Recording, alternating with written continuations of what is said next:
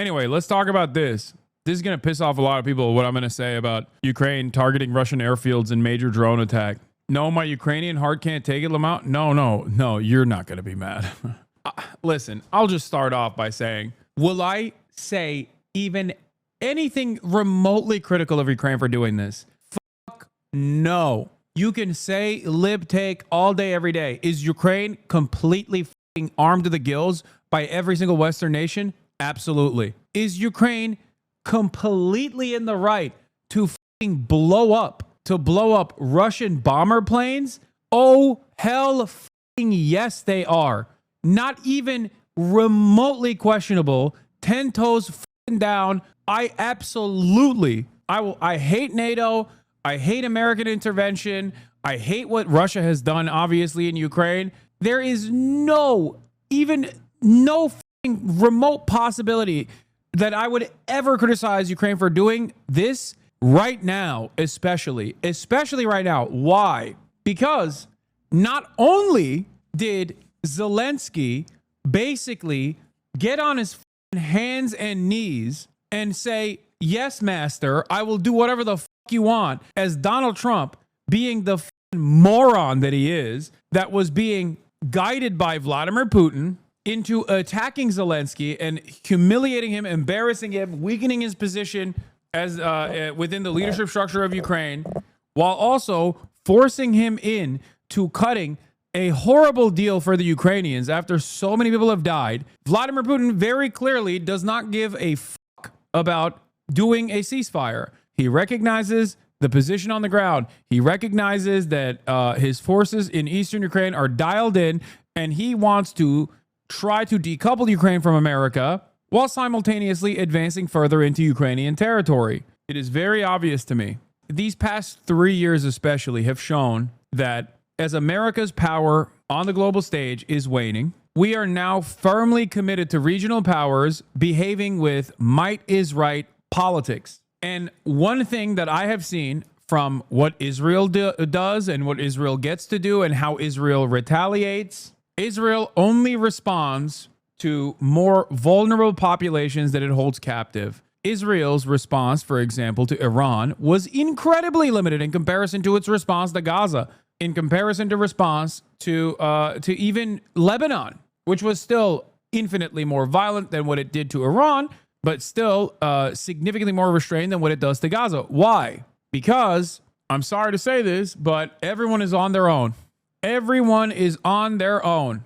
And Russia, just like Israel, will only be forced to the table to engage in the act of bargaining when they realize that they've incurred penalties that are far too costly for the Russian government, for the Russian military. That's just true.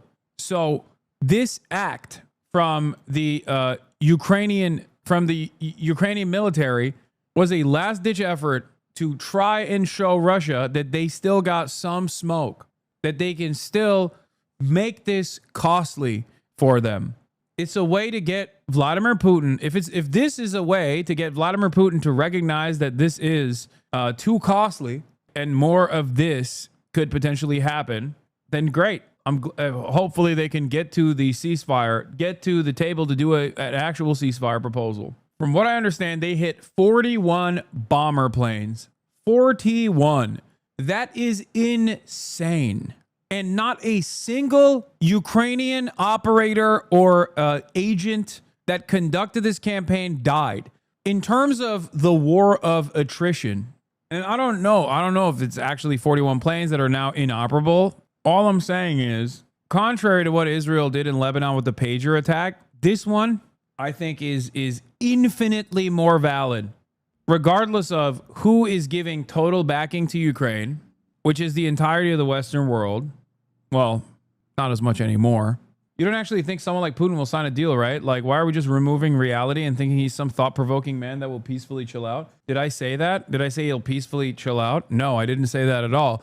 I said, if this becomes costly enough, only then will he look at the deal in front of him and recognize it as a good one. If he doesn't consider this deal to be a good deal, as he currently does not, because he thinks he can get more gains on the ground, he can have a better foothold, by militarily punishing eastern Ukraine and overtaking or pushing the battle lines further and further towards Kyiv.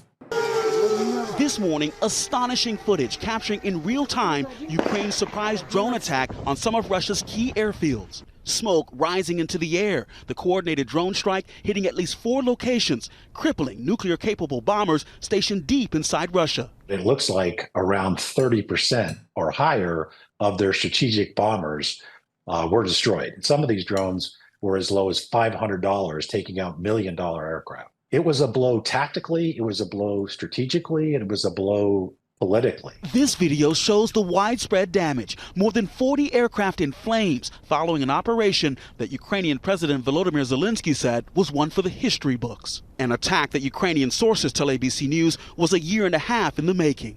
The drones capable of striking Russia after first being smuggled into the country on what appear to be shipping containers, the containers equipped with retractable roofs that could be opened remotely.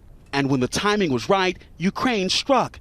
Drones seen here in video shared online flying out on their mission. The Ukrainians did not inform the U.S. ahead of time. Cap. I guess the only reason why I would believe that is because they just don't trust the Trump administration not to leak the details to Vladimir Putin ahead of time. I still think that America had a hand in this, okay? I do. America has a hand in everything that Ukraine does, okay? However, the reason why it's more believable than ever before is because of America's current posture. Like, I could see the CIA not informing Donald Trump. Donald Trump is basically a couple steps removed from talking about how Ukraine is the enemy of mankind, like Tim Pool, bro. He also does not want to offend the sensibilities of Vladimir Putin, who he often repeats is not behaving like himself. Whenever he talks about Vladimir Putin, like, I don't know, bombing civilian targets or whatever, he just keeps going, oh, this is not like you, Vladipoo. It is exactly like him. What the f do you mean?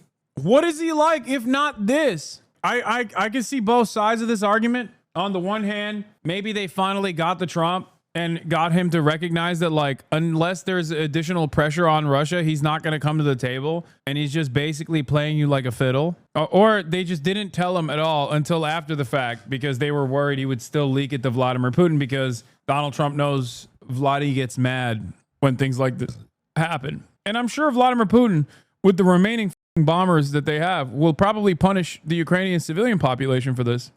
The second round of peace talks set to get underway in Istanbul, Turkey, with so much at stake. But can we all admit that Turkey is not only at the table, but is the table, and that Ukraine probably did this because they're jealous?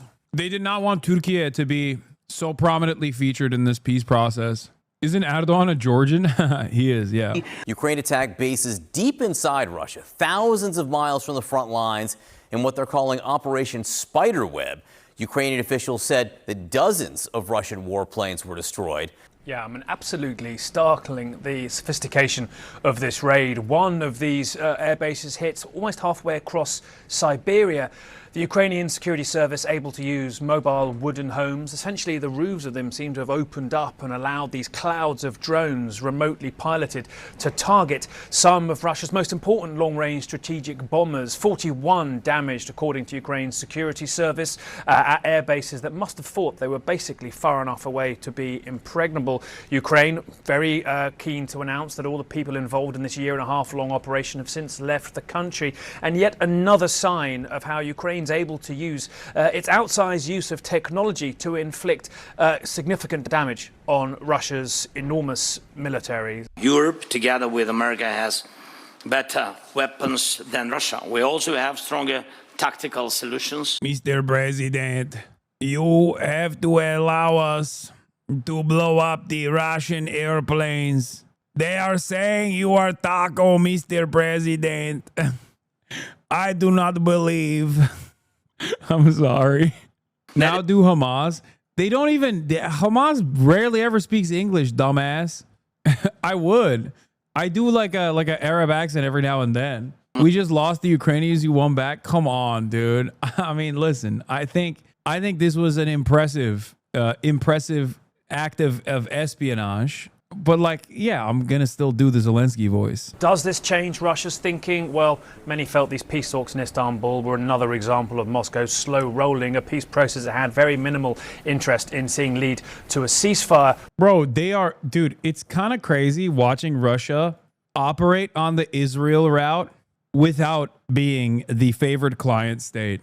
You know what I mean? Like, they literally saw what Israel was able to do with like the ceasefire negotiations and how they could string along the dumbasses in the American government. What's stopping Ukraine from doing another mission like this with the drones? Russia can't possibly screen every truck coming in. I know, which is why acts like this are not about the immediate impact, not about the immediate impact to the planes that they blew up, but more so the threat of more incidents such as this one happening.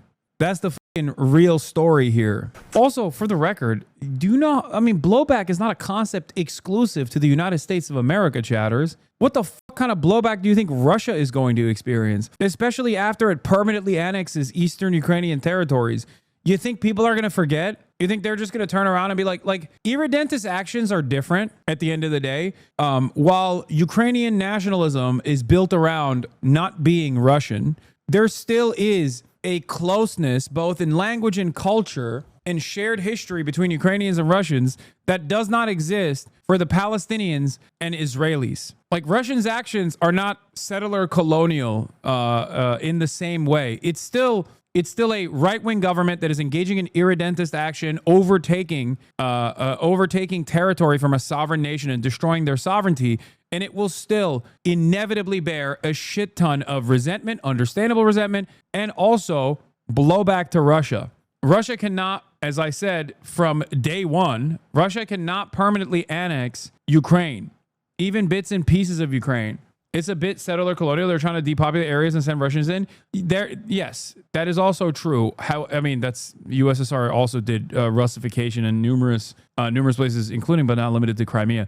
But what I mean is, Russia thinks that there are plenty of people who are still sympathetic to Russia in the territories, which will make it easier to occupy, which will make it easier to engage in constant surveillance of the Ukrainian population in an effort to squash any attempts of rebellion. They're wrong. I don't think they will be able to do that. That's why I said that it is impossible for Russia to permanently occupy Ukraine. Let's get more now on these major developments. With us now is Admiral James Stavridis. He is a CNN senior military analyst and former NATO Supreme Allied Commander. Also, CNN senior political commentator and former Congressman Adam Kinzinger. He's also a former member of the House Armed Services and Foreign Affairs Committee and served in the Air National Guard. Good to see both of you. Thank you so much. Congressman, you first. Do you think this is a game changer or of some other significance that Ukraine could pull this off? Yeah, this is a huge deal. I think no matter what happens, they are going to overstate its importance, though. Like, while I do think that this is a significant counter that will hopefully give Ukraine more leverage to at least get Russia to the table, these guys, I suspect, are going to not try to push a ceasefire, but instead will be like, that's right. That's why Ukraine needs to keep fighting. Ukraine needs to keep fighting. Ukraine needs to keep fighting. It's obvious. Ukraine has all the manpower. Ukraine has all the power. Please keep fighting. Another spring counteroffensive incoming. Leverage Russia. Oh, no. No, I mean, like, this gives Ukraine leverage. Now that there is a ceasefire negotiation at the table, and Russia very clearly using the ceasefire talks, the back and forth, in an effort to try and sever America's ties with Ukraine by constantly telling him, like, oh, we're any day now, we'll do a ceasefire, I promise, because he knows that this is beneficial for Trump. He knows what motivates Trump. Vladimir Putin is a leader of a state for decades now. This is, I would actually say this is right there with when Ukraine had their very successful counteroffensive. Keep in mind, we've recently had, the President of the United States say that Ukraine doesn't hold any cards. This is cards. This is a serious amount of cards, by the way. Potentially taking out a third of Russia's bomber force is what this could potentially be, is a hit like no other. And keep in mind, Ukraine is actually winning this war as a defending country. All you have to do to win is keep defending until the attacker runs out of combat power. At the beginning of the full-scale invasion, Russia occupied 30% of Ukraine. Today, it's 18%. They've lost 1 million men, casualties in that process, and now potentially a third of their bomber force. Oh my God, I can't listen to this. Oh my God, I called it. Oh my fucking God, I called it. Insta-lock, Adam Kinzinger, dude, Ukraine is fucking eviscerated. Ukraine basically cleansed the entire Russian population of armed and able-bodied men. They can keep going. They're winning right now. We have to keep giving them our old, dusty equipment. What a fucking crock of shit. No, this is good as long as it actually offers Ukraine leverage to force Russia to a ceasefire. But of course, liberal war hawks are so bloodthirsty that they're like, oh, it's over. The dynamic shifted in favor of Ukraine once again. You don't like Ukraine propaganda from Republicans? Adam Kinzinger is a former Republican, okay? He's now a rhino. And secondly, I don't like people lying, okay? I don't like people lying, and I especially don't like people lying when they're fucking lying to continue conflict. I don't understand how this is supposed to give Ukraine leverage. It gives Ukraine leverage in the sense that, like, we can strike within Russian territory, craft a incredibly sophisticated counter campaign that strikes, bro, they struck literally targets deep inside of Russia. That in and of itself is a significant blow to the Russian confidence. Like, a lot of people who want to be anti-imperialist right now turn around and act as though, you know, oh, well, October 7th happened. Didn't you know what Israel was going to respond with? Like, the fuck do you mean? These guys have been getting absolutely destroyed. And on top of that, they turned around and said yes to a horrible ceasefire deal. In an effort to just say, like, all right, whatever, Mr. President, Mr. Trump, Mr. President, it's okay. Sure, we'll fold. We'll do a ceasefire. Only to turn around and have Vladimir Putin use the ceasefire negotiations to basically try and undermine the relationship that America has with Ukraine, despite Ukraine being a fucking proxy for the United States in this endeavor. Remember the incursion into Russia? How did that go? No, that was the Kursk counteroffensive is entirely different than this. This is an insurgency. The Kursk counteroffensive was utterly meaningless at a time when Ukraine did not have any resources to defend the eastern Ukrainian territory from Russian encroachment. That is completely different than being able to pull off a attack such as this one deep in Russian territory without having any Ukrainians die in the process. This is insanely cheap. And because it's insanely cheap, it means it can happen again. Do you not understand? Do you know how costly the Kursk counteroffensive was? An incredible amount of resources was shifted into encroaching in the Russian territory at a time when every single able-bodied man is needed on the front lines. And Russia basically took advantage of that and further encroached into eastern Ukrainian territory. This, on the other hand, is literally nothing. It's the most cost-efficient way of penalizing Russia. And how? Yeah, not only that, they might already have containers with more drones in Russian territory. Now Russia is forced to spend time and money checking every container in the nation. There's that too. It did take a year of planning, to be fair, sure, but it doesn't matter. It still doesn't matter. It is an incredible cost to Russian defenses.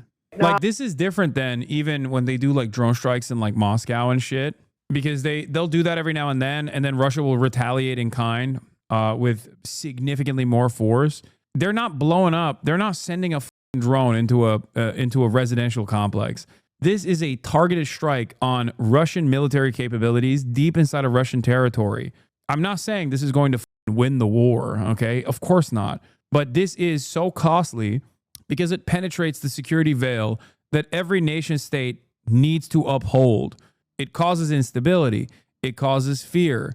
Even if the Russian forces in this process show a strong, act like nothing all that significant took place, they absolutely are worried about this happening again and again and again. Russia is a massive country.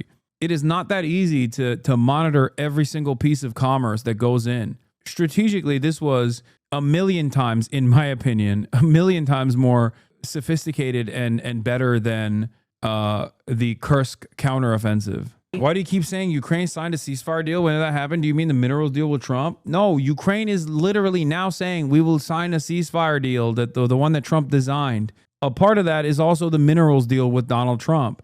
Russia has consistently kept pushing the ceasefire deal off over and over again. Russia says they want a peace deal, not interested in a 30-day break to rearm Ukraine. Okay, dude. Come on, guys.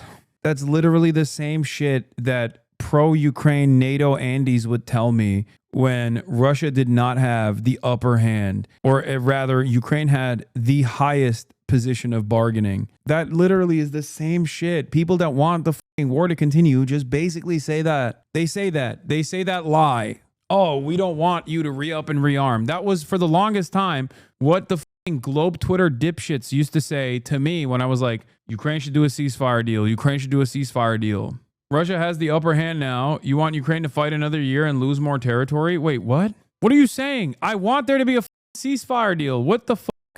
I don't want Russia. I don't want Russia to continue encroaching into Ukrainian territory. I also don't believe that any kind of real commitment to ceasefire could take place without, I think, involving China in the process. But